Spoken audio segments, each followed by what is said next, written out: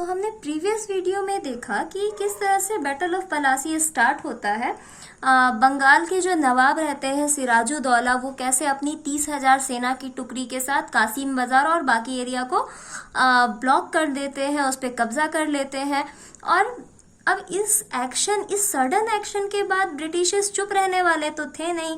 So that Madras से कलकत्ता की ओर एक नेवल फोर्स भेजी जाती है, नेवी की फोर्स भेजी जाती है, जिसके कमांडर कौन रहते हैं? रॉबर्ट क्लाइव, यानी उसका नेतृत्व रॉबर्ट क्लाइव कर रहे होते हैं। एंड जब रॉबर्ट क्लाइव कलकत्ता पहुंचते हैं तो इन 1757, तो उस समय भी कोशिश की जाती है कि किसी तरह से नवाब को मना लिया जाए, लेकिन वो सारी नेगोशिएशन भी फेल हो जाती है। एंड आफ्टर दैट कंपनी की जो फोर्स है वो रॉबर्ट क्लाइव के नेतृत्व में क्या करना स्टार्ट, बैटल के लिए तैयार हो जाती है। और अगेंस्ट, यानी उसके अगेंस्ट में सिराजुद्दौला की आर्मी, यानी बिटवीन सिराजुद्दौला और रॉबर्ट क्लाइव एक वॉर स्टार्ट हो जाता है, एक बैटल स्टार्ट हो जाता है। अब ये जो बैटल था, इसका result as we know that कि हम हार जाते हैं, यानी इंडियंस, यानी इंडिया के जो रिप्रेजेंटेटिव थे सिराजुद्दौला, वो हार जाते हैं। तो वो हार कैसे जाते हैं? उसका रीजन था हिज कमांडर मीर जाफर। अब ये एक नया नाम आता है, मीर जाफर, जो कि सिराजुद्दौला के सेना के कमांडर थे।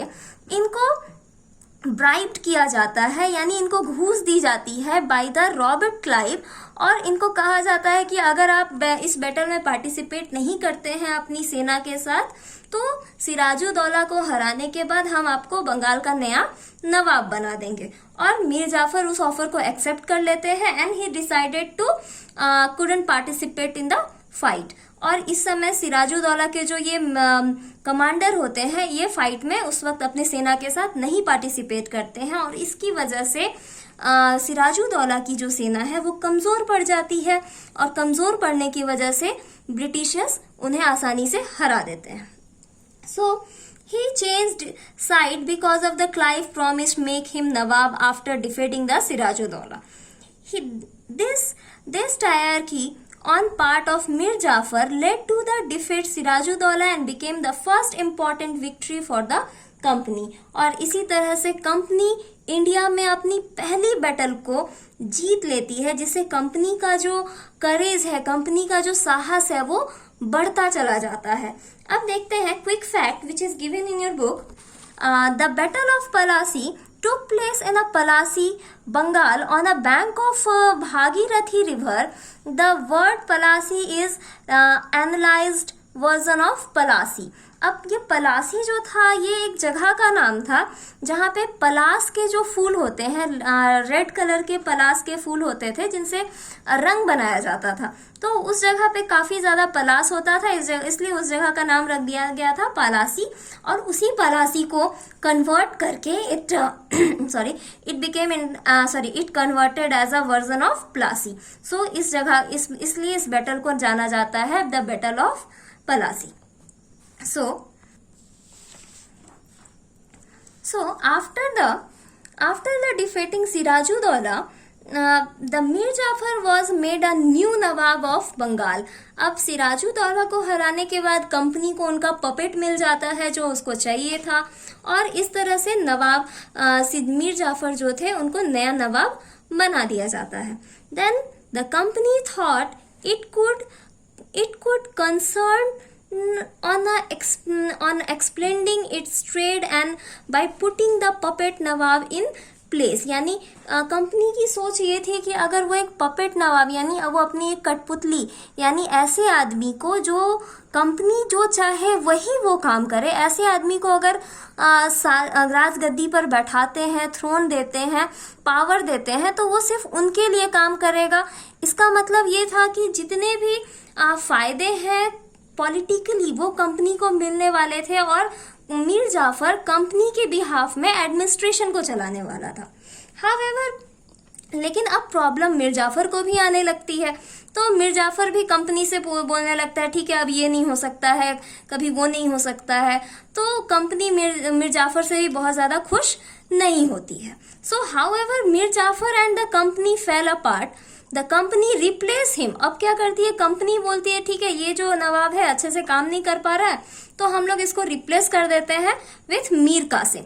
अब ये मीर कासिम को रिप्लेस कर देते हैं किसके जगह पे, मीर जाफर पे। अब मीर जाफर को अपने नवाब की गद्दी से हटा दिया जाता है और मीर कासिम को नया नवाब असाइन कर दिया जाता है। इवन द रिलेशनशिप, अब क्या हुआ, मीर कासिम भी जब गद्दी पर बैठता है, ऑब्वियसली जब किसी को एडमिनिस्ट्रेशन चलाना है तो उसको जनता के लिए कुछ ना कुछ काम तो करना ही पड़ेगा, जो कि कंपनी चाहती नहीं थी। और उससे सवाल पूछे जाएंगे और नवाब को जवाब भी देना पड़ेगा, तो उसके लिए एक बाउंड्रीज थी, उसके लिए रूल रेगुलेशंस थे जिसको नवाब तोड़ नहीं सकता था, और जिसकी वजह से कंपनी बहुत ज्यादा खुश नहीं रहती थी। और मीर कासिम के साथ भी उसका जो रिलेशन था वो बहुत ज्यादा लंबा चल नहीं पाया। फाइनली मीर कासिम ने भी परेशान होकर प्रोटेस्ट कर दिया। Mir Kasim protest against the British interferes he was so when Mir Qasim protest against the British he was defeated in a battle of Buxar।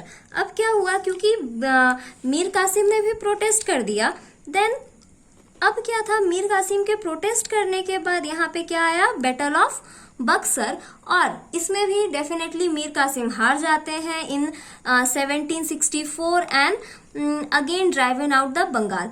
अब क्या था, जैसे ही मीर कासिम हार जाते हैं तो मीर जाफर बोलते हैं कि भाई अब मैं बूढ़ा हो चुका हूँ तो मुझे कुछ समय के लिए ही गद्दी चाहिए, फिर तो मैं मर जाऊंगा। तो कंपनी भी सोचती है कि ये अच्छा मौका है कि एक कमजोर शासक मिलेगा जिसके बिहाफ में कंपनी शासन कर पाएगी। अब क्या था कि कंपनी डायरेक्टली शासन नहीं कर सकती थी। यहाँ पे क्वेश्चन अराइज होता है कि कंपनी ये बार बार जब नवाब को चेंज कर रही थी तो कंपनी ने डायरेक्ट ही शासन क्यों नहीं किया। कंपनी डायरेक्ट शासन नहीं कर सकती थी क्योंकि वो बाहर से आए थे और लोग उन्हें एक्सेप्ट नहीं करते जब तक कि कोई हाई अथॉरिटी का जो आदमी है वो उन्हें वहां का नवाब या जो शासक है वो घोषित या डिक्लेयर नहीं करता। सो दैट मीर जाफर को फिर से नवाब बना दिया जाता है, और इस टाइम नवाब को कंपनी को 5 लाख रुपए 5 लाख रुपीज एवरी मंथ पे करना होता है फॉर कंपनी एक्सपेंस, यानी कंपनी के खर्चे के लिए यहाँ के नवाब को ही उसे 5 लाख रुपए देने पड़ रहे थे। कंपनी यहाँ किसी तरह की रेवेन्यू पे नहीं कर रही थी। After the Mir Jafar died, अब क्या था कि इन 1765 मीर जाफर की भी डेथ हो जाती है, और मीर जाफर की डेथ के बाद मुगल एम्पायर जो शाह आलम II थे उस वक्त, वो एक्चुअली क्या था कि मुगल एम्पायर धीरे धीरे बिखर रहा था। अब शाह आलम II जो कि उस वक्त के मुगल एम्पायर थे, हालांकि मुगल एम्पायर जो पूरी तरह से बिखर चुका था, लेकिन फिर भी लोगों के लिए वो एक सिंबलाइज था कि मुगल ही जो है वो इंडिया के रियल रूलर है, शासक है, जो कई दशकों से बहुत टाइम से इंडिया पे शासन कर रहे हैं। सो दैट मुगल एम्पायर के कहने पर कंपनी को बंगाल का नवाब घोषित कर दिया जाता है, यानी कंपनी को बंगाल के प्रोविंस में दीवानी राइट्स दे दिए जाते हैं। अब कंपनी को क्योंकि दीवान डिक्लेयर कर दिया जाता है ईस्ट इंडिया कंपनी को। अब ये दीवानी राइट्स क्या होते हैं? दीवानी राइट्स वो राइट होते हैं जहां किसी को अथॉरिटी मिल जाती है एडमिनिस्ट्रेशन चलाने की, साथ ही साथ टैक्स वसूलने की। अब देखो यहाँ क्या हो रहा है, इनका सोल पर्पस कंप्लीट हो रहा है। सोल पर्पस क्या था? दे वांट टू परचेज और take cheap raw material to the Britain and earn more and more profit. अब क्या था कि इंडिया के ही पैसों से ये क्या खरीद रहे थे, रॉ मटेरियल खरीद रहे थे, उसके अलावा अपने एक्सपेंसेस को कंप्लीट कर रहे थे, और सस्ते रेट पे या कभी सस्ते रेट या फ्री ऑफ कॉस्ट में इंडिया से काफी सारा रॉ मटेरियल जो था वो क्या हो रहा था, ब्रिटेन की ओर ड्राइव्ड हो रहा था, ब्रिटेन भेजा जा रहा था, और उससे कंपनी काफी सारा प्रॉफिट कमा रही थी ब्रिटेन में। यानी अब कंपनी को इंडिया में ब्रिटेन के पैसों से कोई एक्सपेंस करने की जरूरत नहीं थी। एंड अब क्या था, इसका पर्पस क्या था? The purchase cotton and silk, यानी इंडिया के पैसे से ही कॉटन और सिल्क खरीद लेना है और फिर उसके बाद ब्रिटेन भेजकर उसे काफ़ी ज़्यादा मुनाफा कमा लेना है और वहाँ से फैक्ट्री में तैयार जो रॉ मटेरियल्स थे उन रॉ मटेरियल्स को वो फैक्ट्री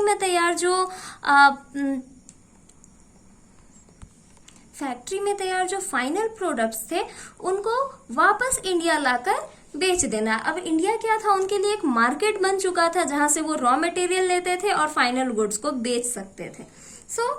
और रेवेन्यू मेंटेन करने में कंपनी अपने लिए आर्मी भी मेंटेन कर रही थी क्योंकि उसको हौसला मिल गया, उसका जो साहस था वो काफी बढ़ चुका था after winning the battle of Plassey and Buxar. और कंपनी ने जगह जगह पे अलग अलग जगहों पे अपने फोर्टिफाई करना, फोर्ट बनाना भी स्टार्ट कर दिया। अब देखते हैं, the company official became nabobs. Nabobs is a English version of nawab, यानी नवाब को ही इंग्लिश में हम लोग नबोब्स कहते हैं। अब ये नवाब बनना ब्रिटेन में एक लैविश लाइफस्टाइल की निशानी थी। अब हैविंग अ एक्सपीरियंस, जैसे जैसे इंडिया के रॉयल और लैविश लाइफस्टाइल का एक्सपीरियंस कंपनी को होता चला गया, कंपनी का हर ऑफिसर क्या करता था? सोचता था कि वो किसी तरह से इन लैविश लाइफ को जी सके और नवाब या किसी तरह का पॉलिटिकल पावर होल्ड कर सके। So that after the battle of Plassey company official assumed the huge fortune. अब क्या था? उनको बहुत सारा पैसा मिल गया, बहुत सारी पावर मिल गई and large sum of money and land from nawab, यानी नवाब बनने पर उनको पूरा का पूरा बंगाल प्रोविंस मिल गया जो कि उस समय ट्रेड के नजरिए से एक काफी रिच स्टेट माना जाता था। तो अब रेवेन्यू भी मिल गया था, free of cost raw material भी मिल गए थे एंड अब इतने सारा पैसा और इतनी सारी रिचनेस के करप्शन एक कॉमन प्रॉब्लम हो गई थी कंपनी में, यानी कंपनी का ऑफिशियल जिसको भी पॉलिटिकल पावर मिलता था, इंडिया में काफी सारा पैसा भी मिल रहा था, सो करप्शन एक कॉमन प्रॉब्लम आ गई और रॉबर्ट क्लाइव भी इससे बच नहीं सके। इनको भी करप्शन के चार्ज में ब्रिटेन बुलाया गया जहां पे इनको ये 401,102 पाउंड स्टर्लिंग का इन पे करप्शन चार्ज लगता है। इनको काफी बार क्रॉस एग्जामिन किया जाता है लेकिन फिर भी ये गिल्टी पाए जाते हैं, यानी ये पाया जाता है कि इन्होंने करप्शन किया है और he committed suicide in 1774। Most of the company official became humble background, generally वो नॉर्मल बैकग्राउंड से होते थे लेकिन जैसे ही वो इंडिया से ब्रिटेन जाते थे उनके पास काफी सारा रिचनेस, काफी सारा पैसा, काफी सारी धन दौलत होती थी जिसको वो फ्लॉन्ट कर सके, यानी लोगों को दिखा सके कि वो इंडिया से कितना सारा पैसा लेकर, धन दौलत लेकर वापस ब्रिटेन आए हैं। सो दैट सोसाइटी में एक सिंबल था नबोब बनना, यानी ब्रिटेन सोसाइटी में नबोब एक लैविश लाइफ स्टाइल का सिंबल बन चुका था। So that in next class we have studied about the expansion of company rule. Okay.